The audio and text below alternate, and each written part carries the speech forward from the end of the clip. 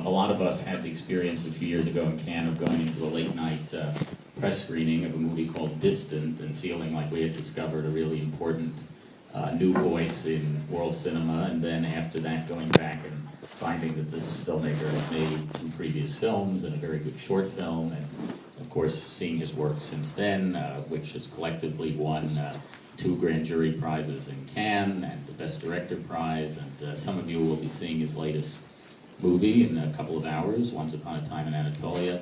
It's my great pleasure to welcome here Nuri Bilge Ceylan.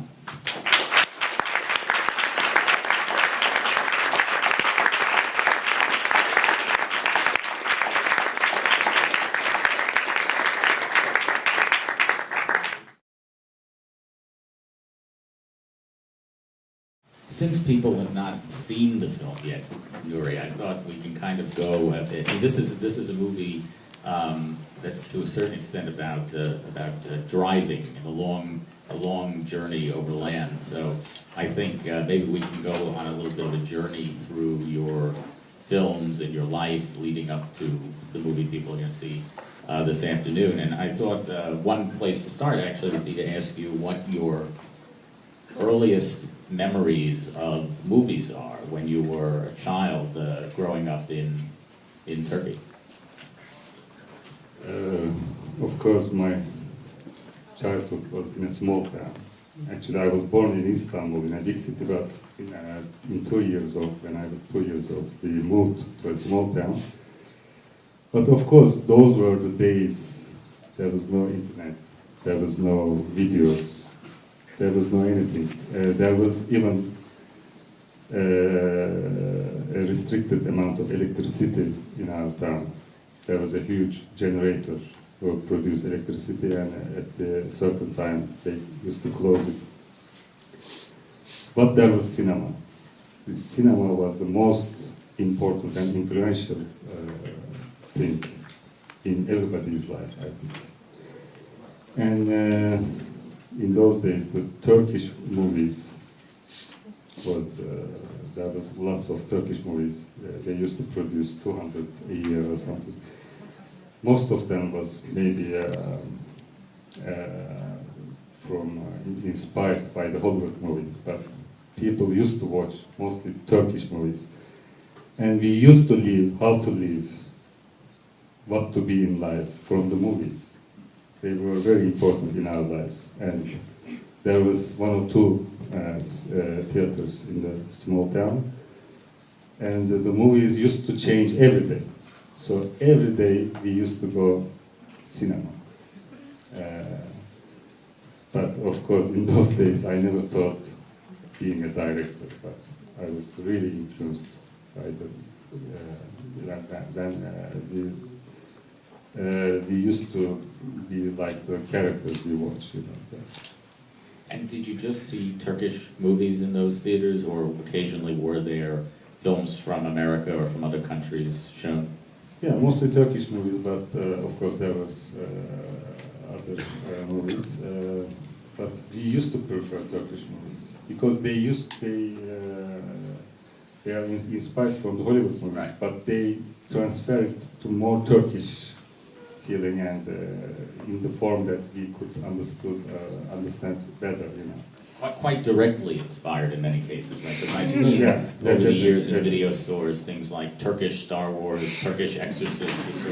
Yes. But also there were, of course, these are the most extreme examples, but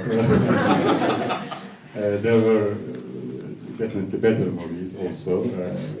They are mostly melodramas. And that was the form which is also suitable to Turkish culture. Actually, they still like melodramas a lot. That's Eastern culture. I think it's more close to melodrama.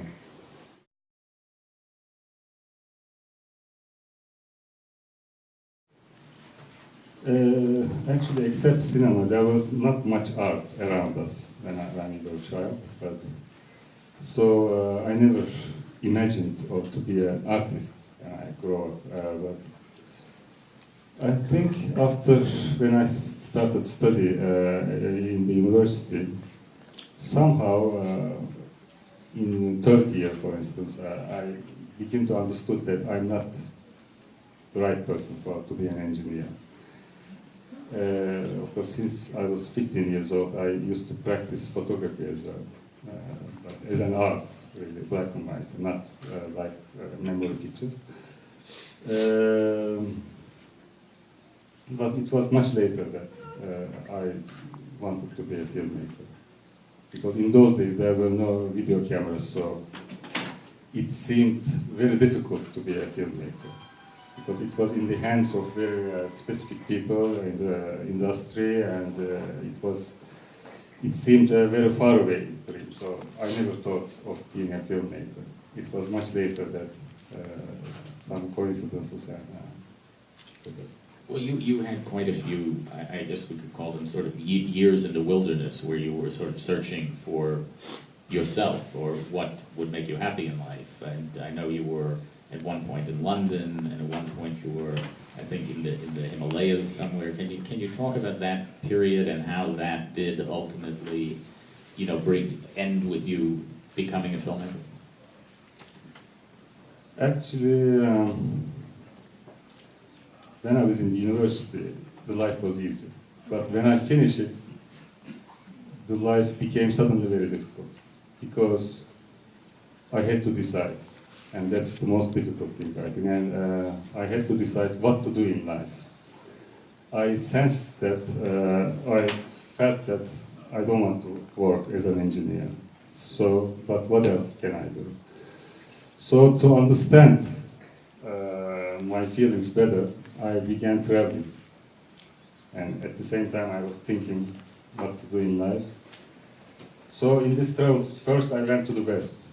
I went to London first, worked as a waiter, and then I came to New York as well. I stayed here for several months also. I went to the cinematheques and but at the same time I was watching movies all the time. At some point I felt that the answer is not in the West. So I turned my direction to the east this time. And I went to India, I went to Himalayas, I walked in the mountains, but at the same time I was thinking all the time, very deeply, what shall I do in life? Because I was a melancholic person, everything was boring me and things like that. Nothing seemed to me meaningful, this type of things. But in that trips, when I was walking in the Himalayas, I was sitting on one temple and looking at the mountains. I suddenly felt I missed Turkey a lot, and I decided to go back to my country and go to the military service. But that was a very good idea because I didn't have to decide, because that's something obligation, and obligation is something good, sometimes, because you don't have to decide. But it's the military service that was useful for me, I think, most, because in that time I read a lot of books, but at the same time trying to find an answer what to do in life. And during that time, I decided to be a filmmaker, actually. I came across with one of the books of Roman Polanski, autobiography, called Roman. When I read this book, I thought filmmaking could be good for my personality. Because, in a kind of art, it's an endless voyage. So it's also always, it's not static, it's dynamic thing, and with every film you live a new life.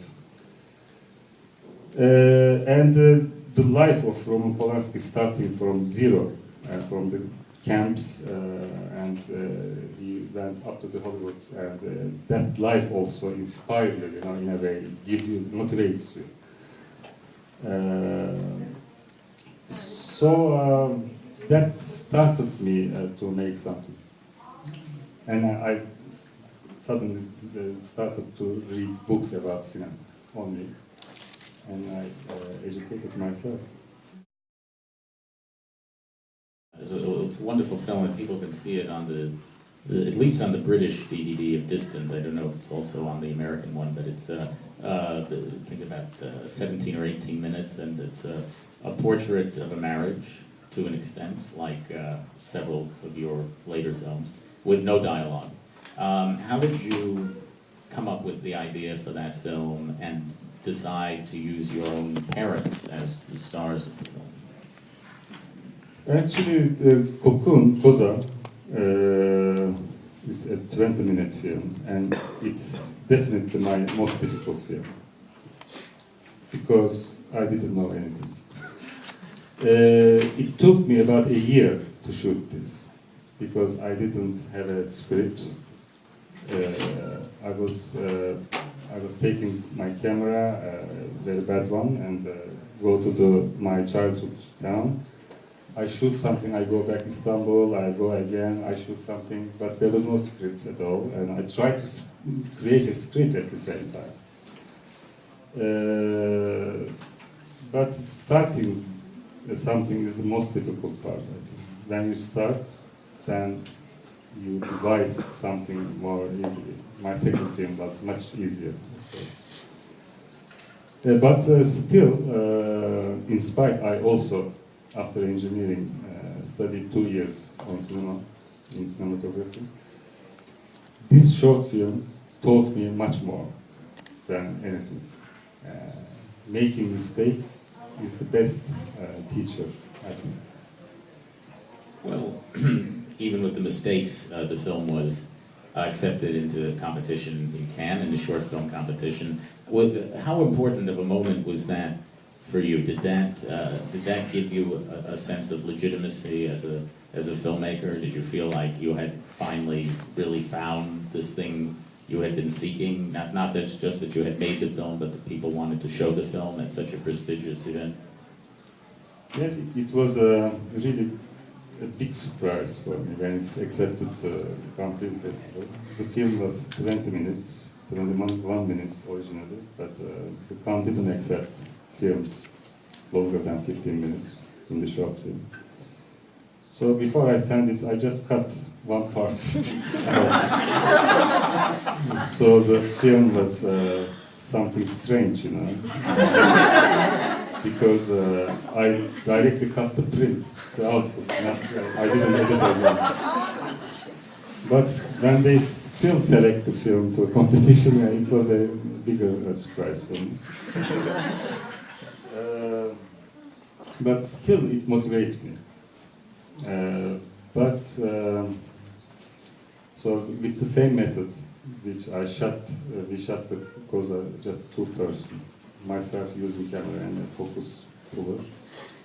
With the same method, I shot my first feature film.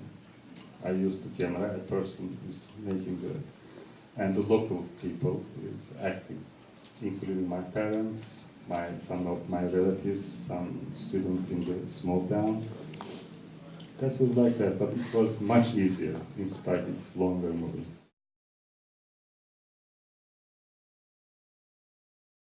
When you see your first feature, The Small Town, it opens very early on at the scene in a classroom, and just watching the kids is marvelous, and they all seem very unaware of the camera, very unaware of being in a movie, and likewise the adult actors in the film have a similar natural quality about them, even though many of them have never been in front of the camera before. Is that actually a benefit to working with people who've never been in front of the camera before? Sometimes it depends on the project, of course. It depends on what you want to do.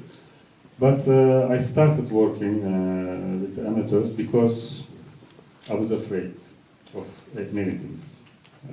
So I didn't want to deal with professionals because I was afraid of them. Also, I thought what I will do is doesn't mean anything, and so I don't want to involve with many people that I would feel ashamed maybe later. So I wanted, nobody knows about it. So I want to, if I don't like it, I could throw it away. So I did it in the family, also to people with nobody is from the industry. But when I shoot my first movie, I felt some potential and I liked working in this way. And but in my first movie, it was not shot with the location sound because the camera was not suitable for that. We had to dupe it. I thought if I shoot the location sound with the amateurs, there are a lot of possibilities, or what do you say? One can create something special, something new. I felt this kind of potential, and I wanted to try it once more with a better camera, with the sound. So I bought a better camera and used the same actors again, and I made Clouds of May like that. And when I did it, I liked the method, and I wanted to do it once more. But with time, you know, you change. You begin to try different things, different territories you want to enter. And now I also like to work with the professionals as well. It's different. It depends on if you write the script very detailed, the dialogues and everything. If you want to actors come to your dialogues, if you want the dialogues more, you need professionals because they can adapt, they can change themselves according to the dialogues. But the amateurs, you have to obey to them. You have to change your dialogues all the time because they cannot fit themselves to the written dialogue.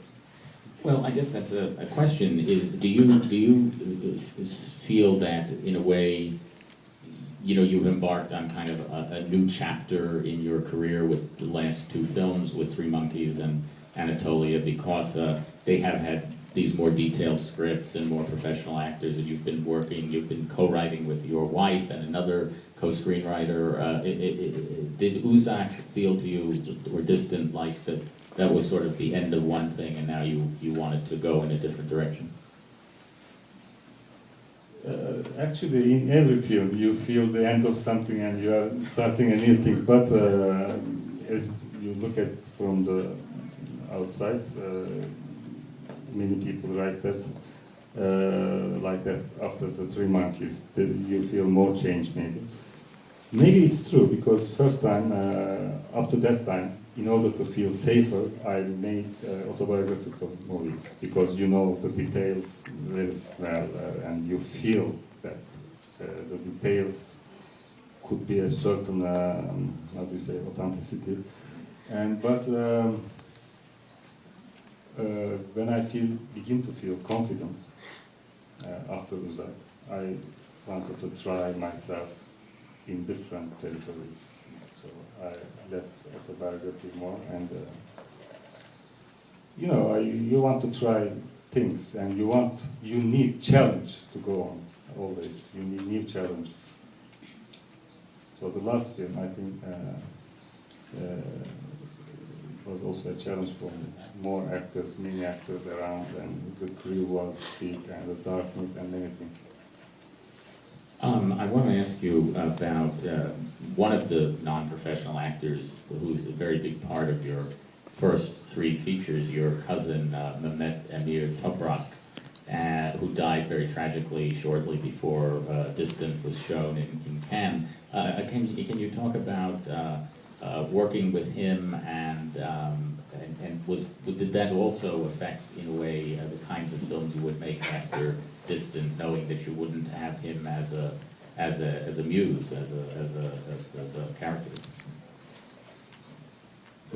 Probably that's also another reason.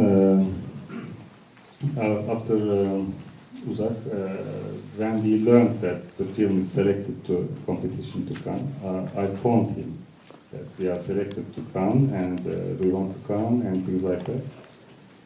He was very happy, and he was at that time in a small festival in the Anatolia when I found him. And because he learned this news, he got his cars that night, and all night he traveled to town to go back. And that night he made the mistake. And it was, of course, very tragic for me. And after his death, I didn't want to go to the town. I used to plan to make one more movie in that region, actually, but after that I didn't want to go to the place back, and I felt a kind of guilty conscience, and also his parents and relatives, I think they didn't want also this kind of activities anymore after his death. So that's probably maybe another reason that I want to make something else anymore.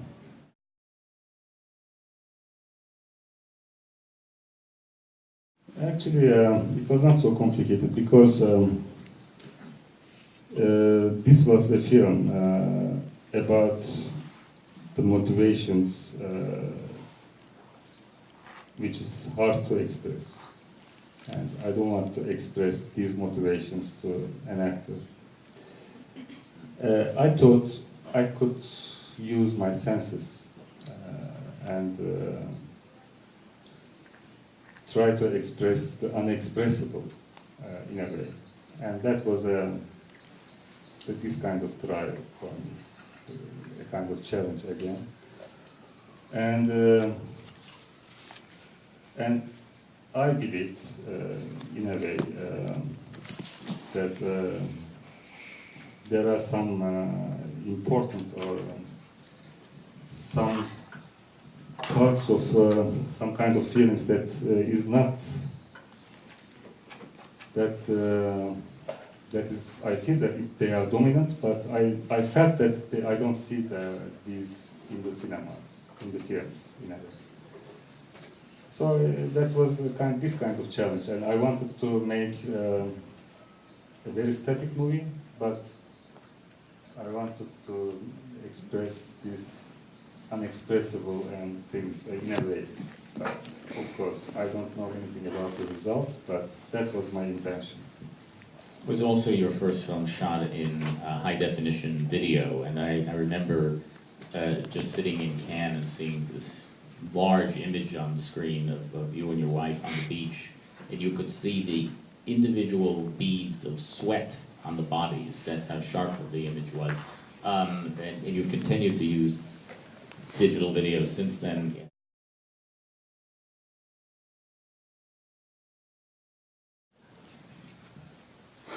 Actually, there is not much difference between film and digital anymore, because when you shoot film, after one stage, you digitize it. So they come together at the same place. So if you want to make some effects, you do the same thing on the film again. And the digital technology also changed and developed, and the more important thing is the depth of field that influenced the aesthetics and the style of the film. And now the digital has more diversity. You can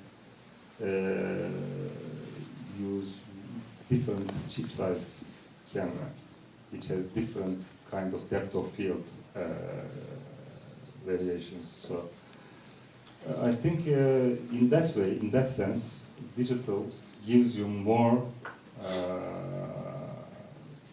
tools to express your story, to tell your story. So there is no need to go back to film. But in those days, the film was better because the chip sizes was small in the digital cameras. But now there is a diversity of chip sizes.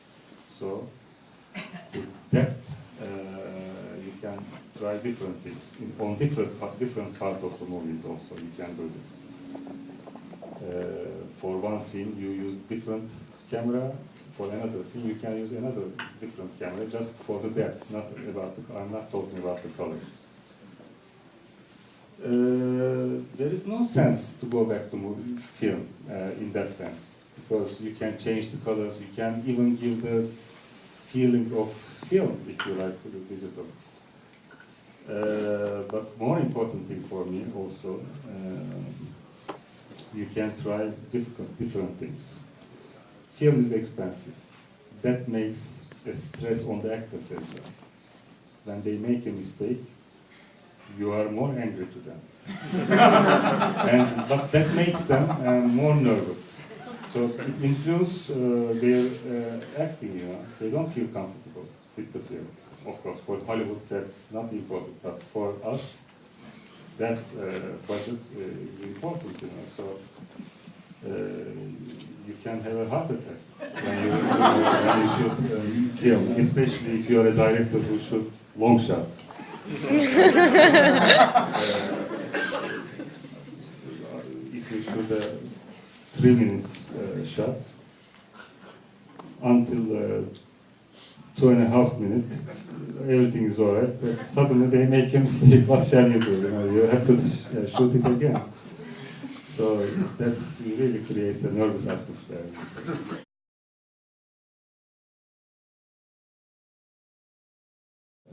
You know, what draws you to these kind of extended moments in cinema? Of course, our life is going faster and faster, and I think in this fastness we miss many things. I think that's the tempo of my soul is like that. That's all. That I can sense the world in this tempo. So I don't. It's not an rational or analytical decision. It's completely my senses. You know, it's that's what they, how I decide that. And I don't realize that it's slow, but other people say so, and I'm surprised. For me, the films should have that speed, but it may be slow for some people because, of course, it's a matter of habits, you know. So, but the life is so slow, actually. Life is much slower than my films, definitely. And I don't know. We realize something else in the slowness, and to bore the audience is not so important for me, because boredom is important for me. I like to be bored sometimes, because statistically. When I look back, the films that I like most is the films that I am bored most in the first viewing. But with time, I begin to like it more. But in the first, sometimes I leave the cinema in the middle. What is this movie? But later it begins to work in my mind and in my soul. And I come across with the same film another day, another year, and it influenced me incredibly. And my best movies has such a story in my life. What are some of those films?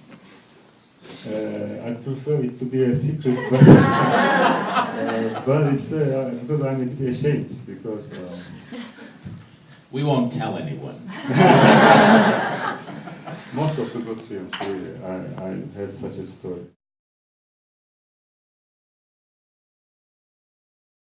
Are you a fan? Do you yourself see connections between what you're doing and what he's doing?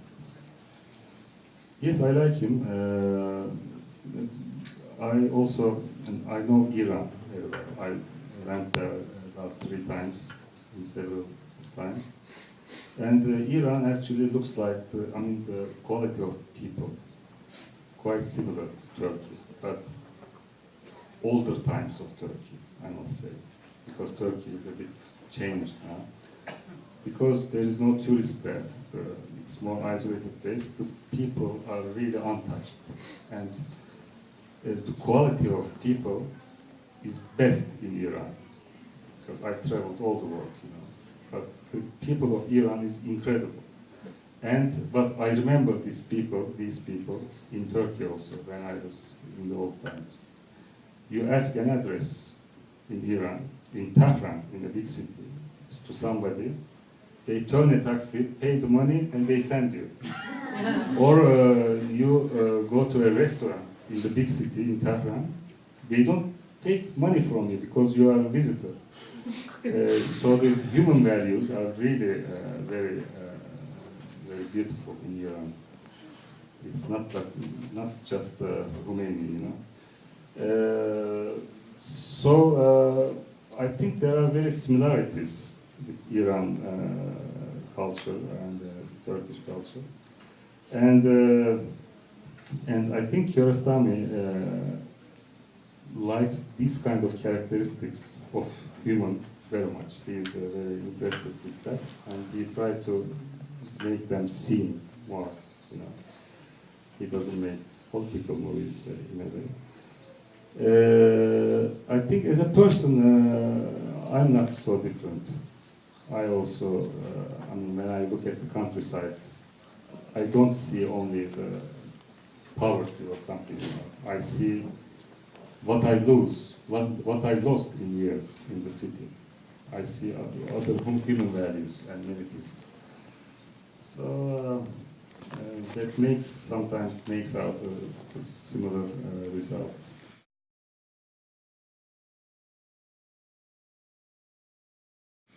Well, that seems like a natural way to talk just a very little bit about Once Upon a Time in Anatolia, because people haven't seen it yet. But what you said about the way that Turkey used to be, and also your own longing for what you left behind in the country when you moved to Istanbul, this feels very strong to me in this film, and it's even there at the title in a way, Once Upon a Time, and you feel very much in the movie, even though the movie has a story, it's a kind of detective story, that all of the characters have a certain kind of sense of loss and a longing for a past that doesn't exist anymore. Is that one way into the film? Is that a starting point? Are those some of the feelings that you were grappling with when you came up with this story? I don't know. What take me into this story, I'm not sure, but of course we started from a real story. One of the scriptwriters, my close friend, a doctor, in Turkey the doctors has to make an obligatory social service in the Anatolian. So during his social service, this guy lived such a story, the base of the story, and he told me this one in one dinner or lunch. And I liked it very much, but I didn't want to make a film out of it. But after 6 months or 1 year, somehow we decided to work on this. But it's just the base of the story. We had to write the story all the way again. But what interests me is how to tell in English, I don't know, but it has a certain kind of potential which you can tell out of this, through this story, the uncommon or surprising sides of human nature. I felt this potential in a way in this story because there is a corpse and things like that. Out of it, you can investigate your characters in the sometimes unnatural, not unnatural, and interesting position. You may not see this in the normal life, you know, but this through this story you can see some surprising sides of the human nature. I don't want to say more because English is difficult.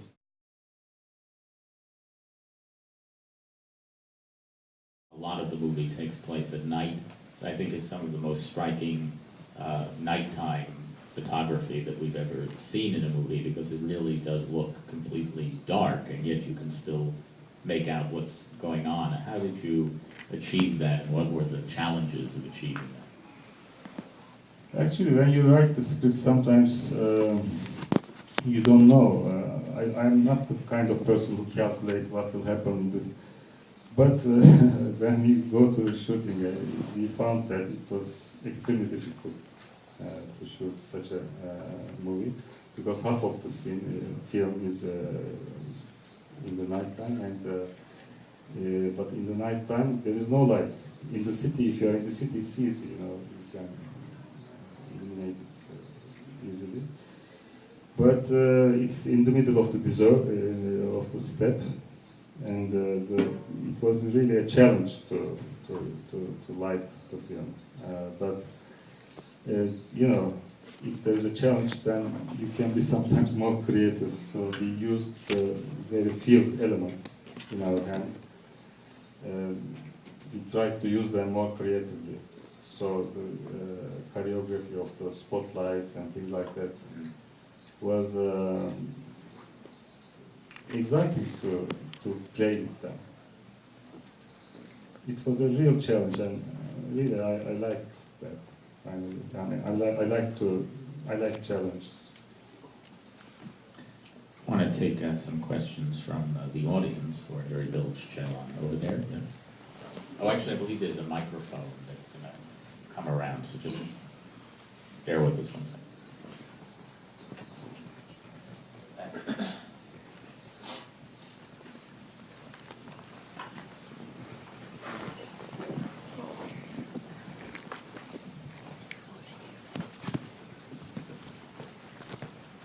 What camera did you use to shoot Once Upon a Time in Anatolia? Sony F35. So it is shot in HD. Yeah. Well, it was a really big problem actually, because we couldn't find the LUT. You understand? LUT or LUT? What do you call it? It's logarithmic, so you have to convert it to something else, and we couldn't find it. It was a real problem in Turkey. Maybe here it's okay.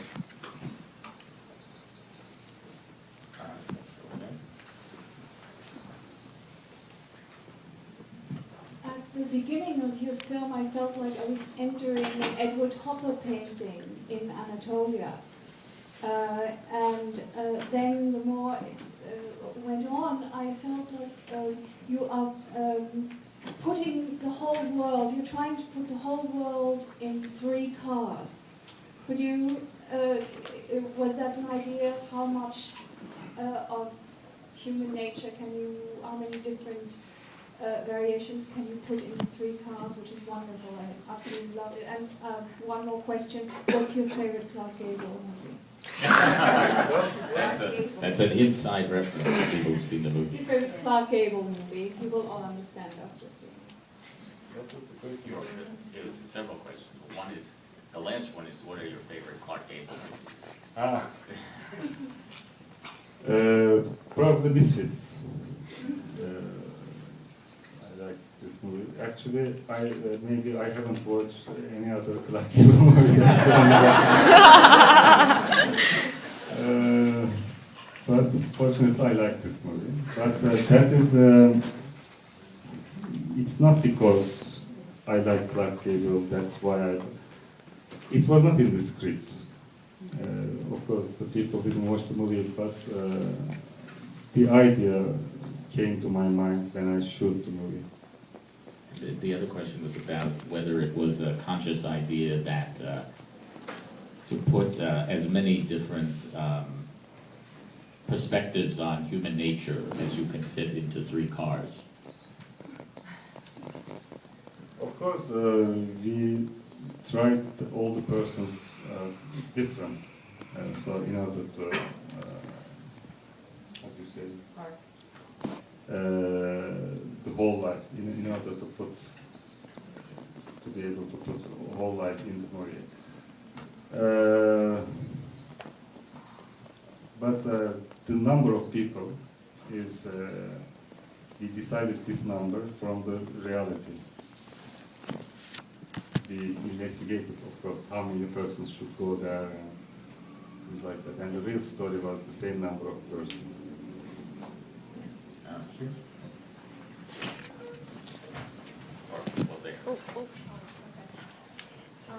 I would like some advice from you as a young filmmaker, trying to be a filmmaker. Sometimes it is very difficult. I feel like impossible, not going to happen. It is, as you know, and you're a genius, so maybe it's not hard for you. Maybe it's not even as hard for you, but what is your advice when you feel at the very bottom? What makes you hold on to that passion back again? I went on because I couldn't find anything else to do. Because nothing seemed to me worth maybe. So I catch it like I catch a snake, you know. So nothing else.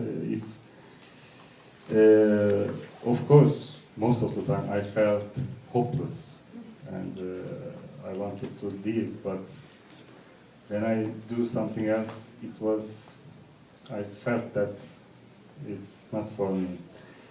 To make my first movie, it was about 7-8 years. I didn't do anything but trying to make movies. So I spent at least 7 years. So you are so young, and I started my first short movie at 36 years old. So you have time. But of course, starting in a young age is best, better, much better, because you are more brave at least, and you have more energy, of course.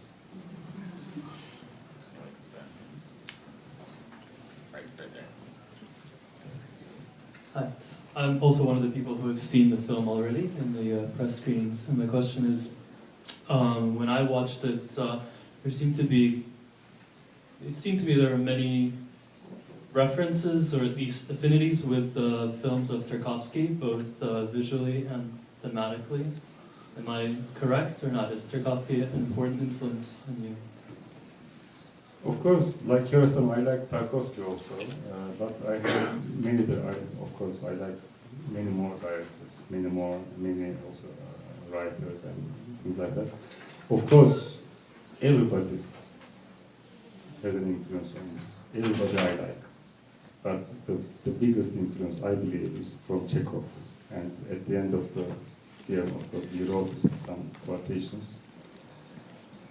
In all my films, probably, Chekhov is the main influence, and Dostoevsky, but literature. But the others, it's not a conscious process, you know. And other people should talk about this. And I don't know anything about that. You just tell your story, but you are not yourself, you know. You are the sum of everything that influences you, that you hate also, everything. It's a complicated process, of course. I cannot talk about this, but you can talk, of course. You have the right to talk about this. Can you say something more about Chekhov, though, and what particularly about Chekhov, or the things about Chekhov that inspired you? Chekhov is such a crazy man. He deals with every kind of situation in life. And he definitely has a story, whatever you want to do. So it comes to your mind, you know, when you if Chekhov has a similar situation in one of you, I check that story, and if I can take something from that, I take it.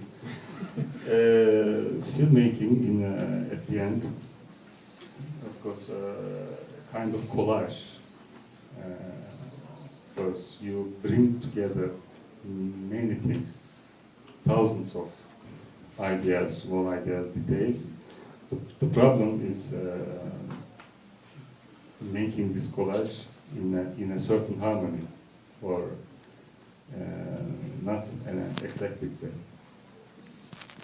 In this, I mean, it's writing a script or making a film is like a river. It from drops different places comes together. Yeah. We have time for a few more. Over here, and then we'll come over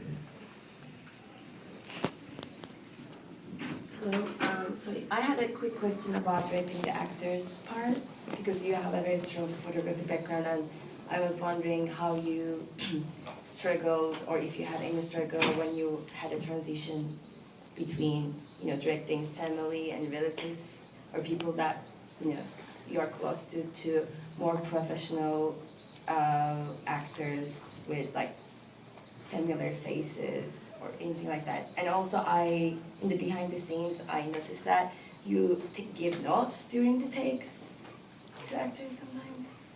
Like in Three Monkeys, I noticed that sometimes you give notes to the actors when they're walking and like orchestrate the actions. So I was wondering how this process happened, and if you had any conflicts or problems of.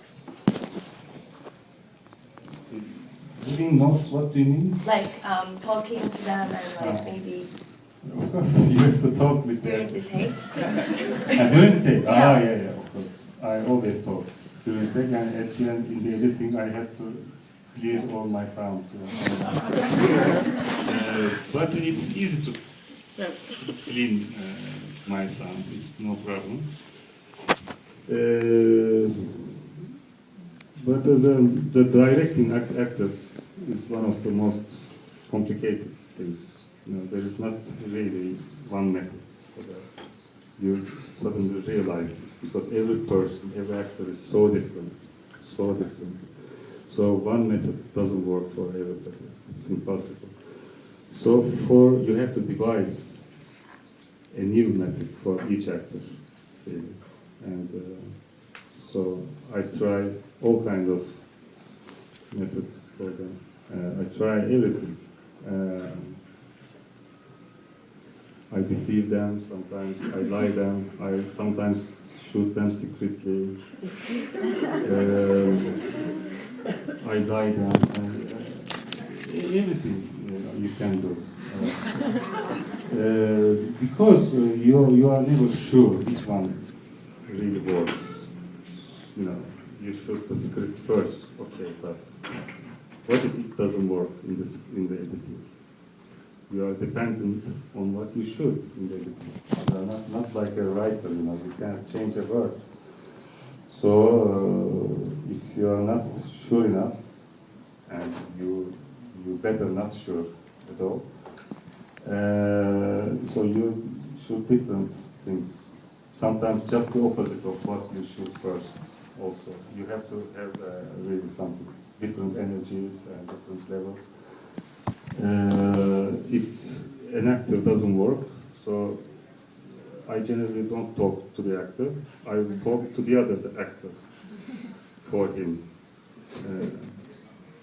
I change him, and then try to affect him. I say change your word, but without saying the other one, and things like that. You try everything.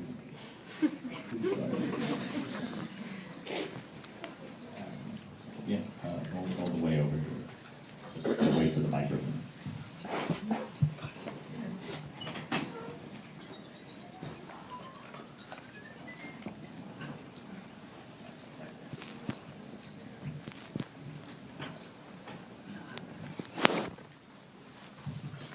Will you say something about the Turkish film industry? Are there any problems with censorship from the government? When I was in Turkey 2-3 years ago, I sort of felt that the country was moving to the right, and there was more influence on the religious right before here. Okay, did you have any problems like in making movies? Could you make an anti-Muslim movie? Something like that. Would it be possible to make a movie that shows Muslims in a poor light in their country? I think you can do it. Yeah, the censorship is not strong at all, I think. It used to be in 60s, 70s maybe, but not anymore. I think all kinds of movies are made in Turkey, and I believe the censorship also is not a really big problem. It sometimes forces you to be more creative. Look at the Iranian cinema. After the revolution, it's better.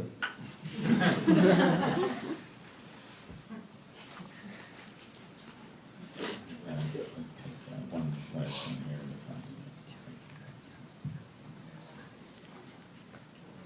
You had mentioned that you were strongly influenced by Roman Polanski's autobiography. Could you just speak a little bit more about like what books or authors have had a big influence on you as a filmmaker? It's mostly the Russian literature, actually, as I said before. Chekhov and Dostoevsky, firstly. Of course, also some Turkish writers, like Said Faik and others, of course. I'm not the kind of person who reads a wide variety of authors, but I insist on the same. And more, mostly I prefer to read one novel once again instead of trying a new one. I don't say it's a correct one, but it's a reflex. Unfortunately, we have to stop there and give everyone time to get down to the